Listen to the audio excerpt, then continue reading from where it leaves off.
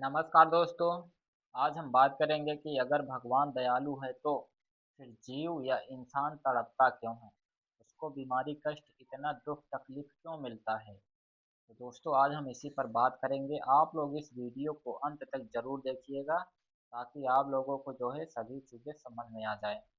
दोस्तों, यदि भगवान इतना दयालु है, यदि भगवान हम सभी से इतना प्रेम करता है, तो फिर जीव या इंसान जो है जो बीमारी कष्ट दुख तकलीफ में रहता है, तो फिर उनको मदद क्यों नहीं करते हैं।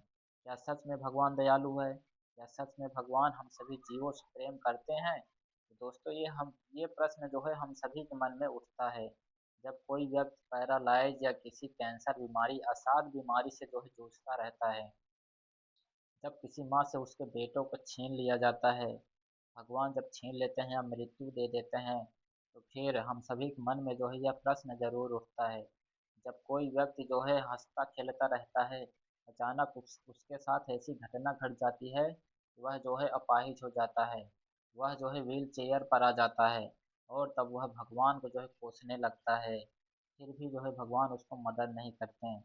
और जब किसी व्यक्ति के साथ अन्याय होता है या उसके साथ जुल्म होता है, तो भगवान उसकी मदद क्यों नहीं करते हैं।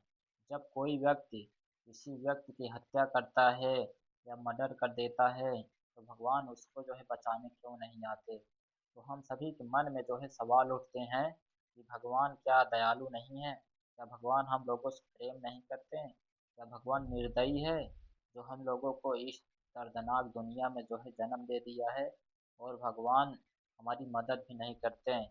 और लोग कहते हैं कि भगवान सब देखते हैं। जब भगवान सब देखते हैं तो हमारी मदद या हमारी सहायता क्यों नहीं करते हैं। तो दोस्तों आज हम इसी पर जो है एक विस्तार पूर्वक जो है चर्चा करेंगे। दोस्तों, हर कष्ट हर बीमारी जो है भगवान की देन नहीं होती। हर बीमारी हर कष्ट जो है हमारे पूर्व जन्म या प्रारब्ध से जुड़े होते हैं। दोस्तों, ये जन्म जो है बहुत ही खास होता है, लेकिन जो इस जन्म हम लोग कर्म कर रहे हैं वह पिछले जन्म से भी जो है जुड़ा हुआ होता है। हम लोग जो पिछले जन्म में कर्म किए होते हैं उसका फल भी जो है हमें इस जन्म में मिलता है। जैसे मान लो, यदि हम इस जन्म में जो भी अन्य बीज खेत में बोते हैं उसे फलने में जो है टाइम लगता है, तो ठीक इसी प्रकार दोस्तों पिछले जन्म का कर्म भी जो है हमारा पीछा नहीं छोड़ता। जो फल हम उस जन्म में नहीं भोग पाते, वो फल जो है हमें इस जन्म में मिलता है। जैसे मान लो, यदि हमने पिछले जन्म में किसी स्त्री को सताया है, तो फिर इस जन्म में जो है स्त्री द्वारा जो है हमें प्रताड़ित किया जाएगा। यदि हमने उस पिछले जन्म में किसी व्यक्ति की हत्या या उस पर जुल्म किया है, तो इस जन्म में जो है हम लोगों पर जो है जुल्म किया जाएगा। ठीक इसी प्रकार दोस्तों हम लोग जो है कष्ट बीमारी का सामना करते हैं, वो हमारा प्रारब्ध रहता है। जो भी जीव जंतु इस जन्म में अपने कष्ट भोग रहा है वह उसके प्रारब्ध का फल होता है। लेकिन हर कष्ट जो है उसका प्रारब्ध नहीं होता। हर कष्ट जो है एक व्यक्ति को जो है सीख देता है। हर कष्ट बीमारी जो है दूसरे व्यक्ति को जो है सीख देता है। यदि इस दुनिया में भगवान ने दर्द नहीं बनाया होता तो लोगों के दिल में जो है दया नहीं होता। यदि इस दुनिया में जो है अपमान किसी का नहीं होता तो हम सभी को जो है सम्मान महसूस नहीं होता। यदि इस दुनिया में मृत्यु नहीं होता तो हम लोग जो है एक दूसरे को जो है कदर नहीं करते। और यदि मृत्यु नहीं होता तो इस दुनिया पर जो है अस्तित्व का संकट मंडरा जाता दोस्तों। तो इसीलिए जो है दोस्तों हम सब जो है एक कर्म से जुड़े हुए हैं। इसमें भगवान का दोष नहीं है।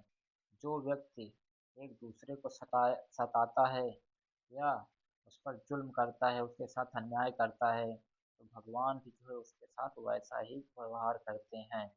तो इसी प्रकार गीता में भी कहा गया है, जो जैसा कर्म करेगा उसको वैसा ही फल मिलेगा। तो दोस्तों, हम सभी लोग जान गए कि जो लोग कष्ट बीमारी दुख भोगते हैं वह भगवान की क्रूरता नहीं, निर्दयी नहीं, वो हमारे कर्म और प्रारब्ध के फल होते हैं दोस्तों।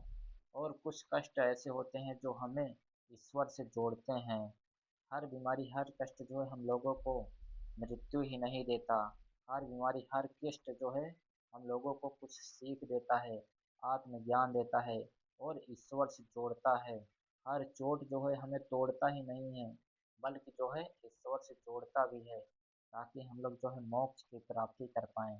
जैसे गौतम बुद्ध ने दुख, बीमारी, पीड़ा को देख करके उनके मन में जो है आत्मज्ञान प्राप्त हुआ, और वो जो है इतिहास रचते हुए सभी मानवों को जो है एक ज्ञान का प्रचार किए कि ये जीवन जो है बेकार है, इस